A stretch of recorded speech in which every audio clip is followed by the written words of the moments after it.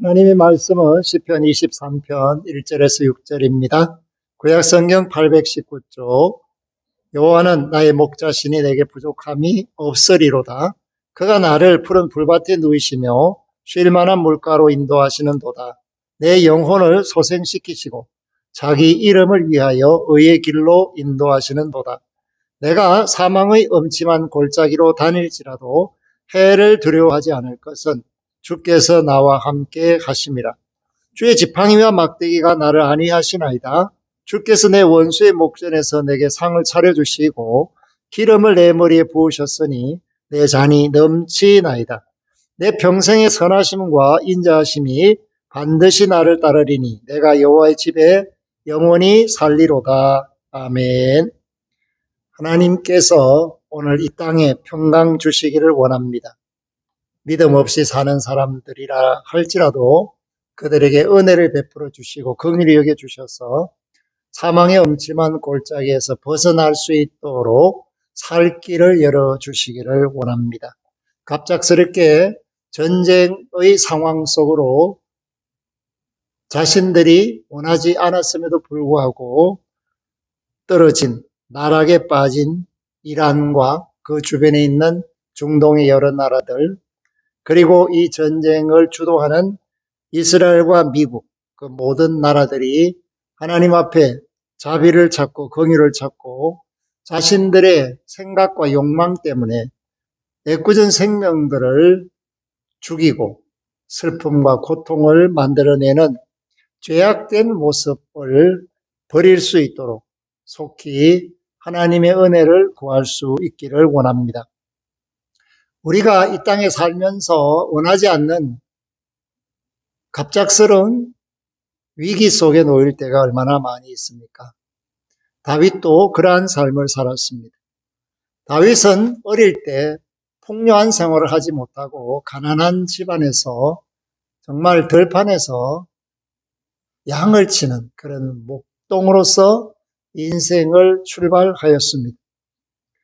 그가 하나님 앞에 쓰임을 받음으로써 사울에게 쫓기고 또 왕이 되었고, 왕이 된 뒤에 주변에 있는 많은 나라들과 또 전쟁을 할 수밖에 없었습니다. 왜냐하면 자국의 안위를 위한 전쟁, 그리고 그 전쟁을 마칠 즈음에는 이제 중년을 넘어섰습니다. 평안하다고 생각할 그때에 자녀들이 또 문제를 일으키기 시작하고, 노년에는 압살롬이 반란을 일으켜서 왕궁을 떠나 피난길에 오른 그러한 모습을 우리는 성경을 통해 볼 수가 있습니다. 그런 경험, 그 인생에 달고 쓰고 시고 매콤하고 또 짠맛을 우리에게 경험한 다윗이 시편 23편을 남겼습니다. 그러면서 나는 하나님의 은혜 안에 있다라는 것을 고백하는 것입니다. 그렇기 때문에 이 시편 23편을 그냥 쳐다보면 목가적인 모습으로 평안하다 그런 것을 느낄 수가 있겠지만, 그러나 그 시의 내면을 살펴보면 고뇌와 고통과 현실의 아픔이 들어 있습니다.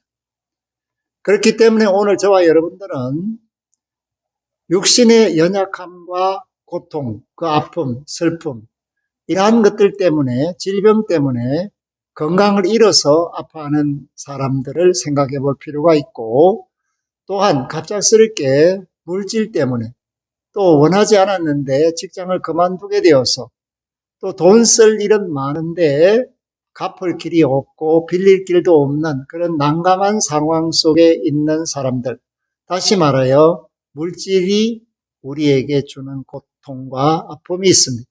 그것을 흔히 가난이다, 그리고 그 가난이 고통으로 다가왔을 때 간고다, 그렇게 이야기를 합니다. 또한 시대적인 상황 속에서의 아픔이 있습니다. 정변이 일어나거나 정말 전쟁이 일어나거나 또 천재지변이 있습니다. 지진이 있거나 해일이 있거나 또는 강력한 태풍 때문에, 산불 때문에 고통을 당하고 집을 잃고 피난길에 오르고 대피하는 그러한 사람들도 있습니다.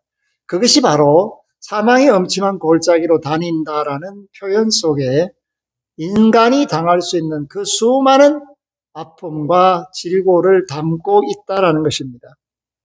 그렇기 때문에 오늘 저와 여러분들이 이 땅에서 하나님의 영광을 바라고 소망하는 믿음을 갖고 산다는 것은 우리의 영혼을 단단하게 만드는 것이며 깨어있게 하는 것이고, 동시에 하나님의 은혜와 자비를 구할 수 있는 통로가 열려있는 사람이라는 것을 말합니다.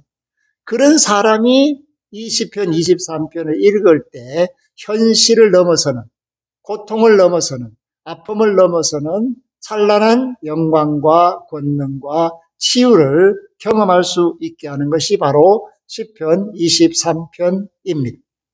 사랑하는 성도 여러분, 오늘 저와 여러분들의 삶 속에서도 아파하고 정말 모자라서 부족해서 답답해하고, 또한 앞날을 예측할 수 없어서 힘들어하는 그런 분들이 많이 있을 줄로 압니다.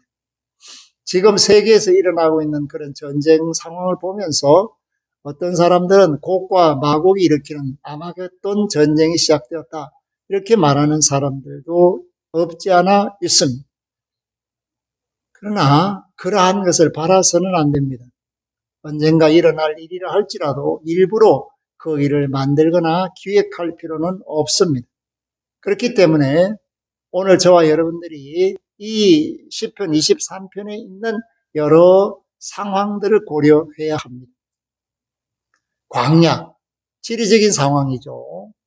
정말 하나님의 도움이 없이는 한순간도 살 수 없는 그런 곳이 바로 이스라엘의 광야입니다.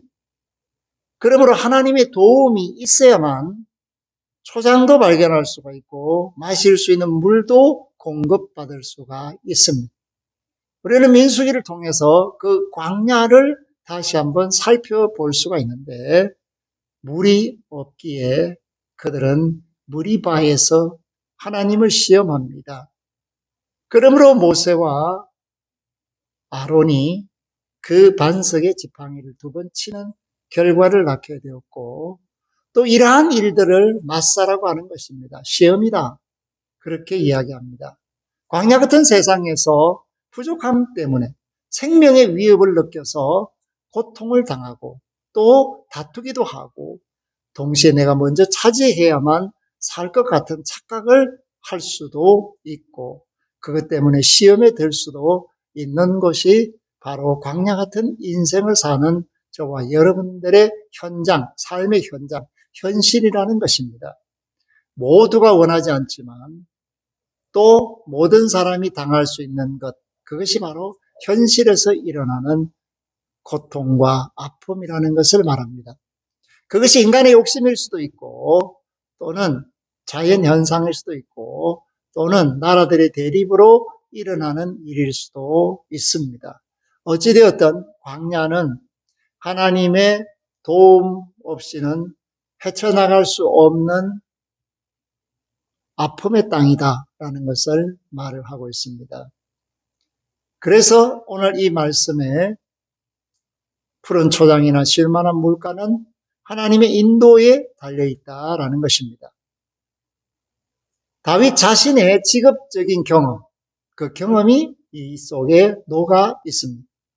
목동으로서 양을 칠 때, 목자로서 생활할 때, 또 한 나라의 지도자로서 백성을 다스릴 때, 그는 항상 이 광야의 경험, 하나님의 인도하심과 보호하심이 없이는 내가 아무것도 할 수가 없다라는 내려놓음이 있고, 동시에 영혼의 깨달음, 영혼의 경성함이 그에게 있었다라는 것을 말합니다. 그는 아들에게 쫓겨서 피난길에 올랐을 때도 그 영혼의 경험이 그를 담대하게 만들고 지혜롭게 했습니다. 육신의 강건함으로 세상을 사는 것으로 만족할 수는 없고, 배부름으로써 세상을 사는 것으로 모든 일을 다 이루었다라고 할 수가 없습니다. 그러므로 우리는 먼저 내 영이 살아야만 내 육을 살릴 수 있고 내 환난과 위기를 극복할 수 있는 답을 갖게 된다는 것을 오늘 이 시편 23편에서 발견해내야 합니다. 그렇기 때문에 3절에 보니까 내 영혼을 소생시키시고, 아멘. 우리의 영혼이 하나님께서 깨워주심으로써 하나님과의 관계가 열릴 때, 소통이 일어날 때 비로소 우리는 하나님의 그 뜻을 깨달아 알게 되고 하나님이 하시는 일을 발견할 수 있고 하나님이 우리를 사랑하심으로써 옳은 길로 인도하고 있다. 다시 말해서 인생의 답이 하나님이시다라는 것을 발견하고 감사할 수 있게 된다라는 것을 말합니다. 이러한 작업이 바로 믿음이고 이 믿음 생활의 결정적인 은혜로 우리에게 다가오신 분이 예수 그리스도시며 예수 그리스도는 인류의 소망으로서 하나님의 영광의 형상으로 우리에게 다가오신 겁니다. 그렇기 때문에 그 주님과 함께 아버지의 은혜 안에 있는 사람은 내 현실이 어떠할지라도 그 현실을 탓하면서 주저앉아서 다른 사람을 원망하거나 시대를 탓하는 사람이 되는 것이 아닙니다. 오히려 그 영혼이 하나님의 뜻을 갈급하게 갈구하는 살아있는 사람이 되는 것입니다. 그래서 그가 답을 얻죠. 그 답을 얻은 것이 바로 4절 말씀입니다. 내가 사망의 음침한 골짜기로 다닐지라도 내 현실이 우겨쌈을 당하고 답이 없이 답답해서 힘든 이런 상황일지라도 해를 두려워하지 않을 것은 언제 어디서 누가 나를 해칠지 알 수 없는 그런 상황입니다. 위기의 순간은 언제나 닥칠 수가 있습니다. 그러나 내 영혼이 경성함으로써 하나님을 구하고 하나님의 도움을 원하는 그 마음의 상태를 계속적으로 유지하고 있을 때 나는 두려움이 없습니다. 그래서 주님이 나와 함께 하신다는 사실을 알고 주님이 나를 위해서 일하신다는 사실을 알고 주님이 나를 위해서 싸우시고 계신다는 사실을 알고 그 때문에 나는 안심할 수 있고 평안할 수 있고 하나님의 위로 속에서 한 걸음 한 걸음 이 답답하고 어려운 현실을 딛고 나아갈 수 있게 된다라는 것을 말씀하고 있습니다. 그것이 바로 주의 지팡이와 막대기가 나를 편안하게 하시고 나를 위로하시고 나를 도우신다라는 말씀으로 노래하는 내용입니다. 그렇기 때문에 오늘 우리가 아파하고 힘들어하는 이 고통의 현실, 이 현실을 외면하는 것이 아니라 이렇게 우리를 어렵게 하는 공중의 권세 잡은 사탄으로부터 우리를 해방시키시는 하나님의 은총 가운데 우리가 상 받을 수 있도록 준비를 해야 합니다. 깨어있는 자가 되어야 한다는 뜻입니다. 믿음으로 세상을 이기는 하나님의 아들, 딸이 되어야 한다는 것을 말해주고 있습니다. 그럴 때 내게 내 목마름을 해소하고 내 배고픔을 들어줄 수 있는 상을 하나님이 차려주신다라는 것을 말씀합니다. 원수의 목전에서 그들이 나를 넘어뜨리려 하고 짓밟으려 하고 생명을 빼앗아 가려고 했던 그 원수의 목전에서 내게 상을 차려주신다. 이것은 결과적으로 내가 이겼다라는 것을 말해주고 있고 기름을 내 머리에 부으셨다라는 것은 하나님의 은총이 내게 임하였다라는 것을 말합니다. 하나님이 나를 내 것이다라고 말씀하시는 표가 내게 임하였다라는 것을 말해주고 있습니다. 그랬을 때 내 삶은 하나님의 은혜로 넘치게 된다라는 것을 가르쳐 줍니다. 사순절을 사는 저와 여러분들이 이 하나님의 은혜의 잔을 생각해야 합니다.